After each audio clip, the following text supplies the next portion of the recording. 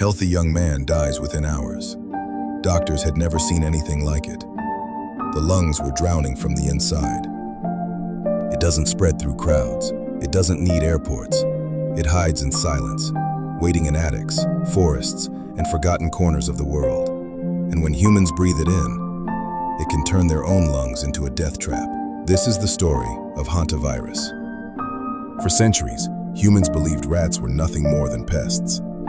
But hidden inside certain rodents was a microscopic killer, a virus so rare, most people had never heard its name, until people started dying. A young athlete struggles to breathe in a hospital bed. His lungs are filling with fluid, but there's no trauma, no known infection. The victims were young, healthy, strong, and yet within days, their bodies collapsed. The mystery terrified scientists. Was this a new plague, a biological weapon, or something ancient awakening? Then investigators noticed something chilling. Every victim had been exposed to rodent-infested areas, cabins, garages, desert homes. The killer had been there all along. Virus particles enter lungs. Unlike many viruses, hantavirus doesn't need a bite. You don't even have to touch an animal. All it takes is a breath. Tiny particles from rodent urine, saliva, or droppings become airborne, invisible, odorless. Once inhaled, the virus attacks the body with terrifying speed. First comes the fever, then exhaustion, muscle pain, headaches. Symptoms so ordinary, they seem harmless.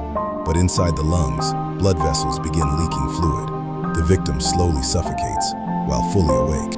In the early outbreaks, mortality rates were horrifying. Some strains killed nearly 40% of infected patients, and there was no cure. No specific antiviral treatment, only machines, trying to keep people alive long enough to survive.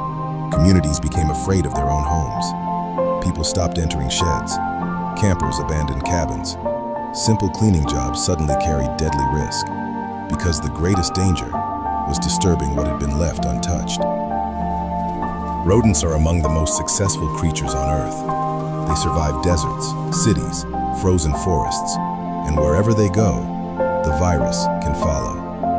Climate change, heavy rainfall, and food abundance can trigger rodent population explosions. More rodents, more contamination, more chances for humans to inhale death. But hantavirus doesn't spread like Hollywood pandemics. There are no collapsing cities, no worldwide lockdowns.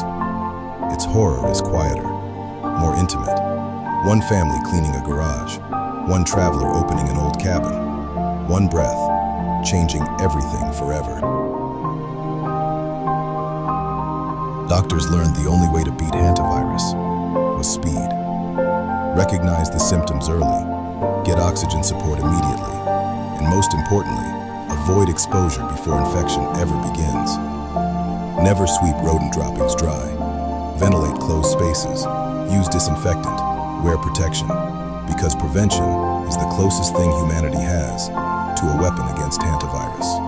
Viruses don't hate. They don't hunt with anger. They simply survive. And in forgotten corners of the world, hantavirus still waits. In the dust beneath floorboards, in abandoned buildings, in places humans believe are safe, silent, invisible, patient, waiting for the next breath.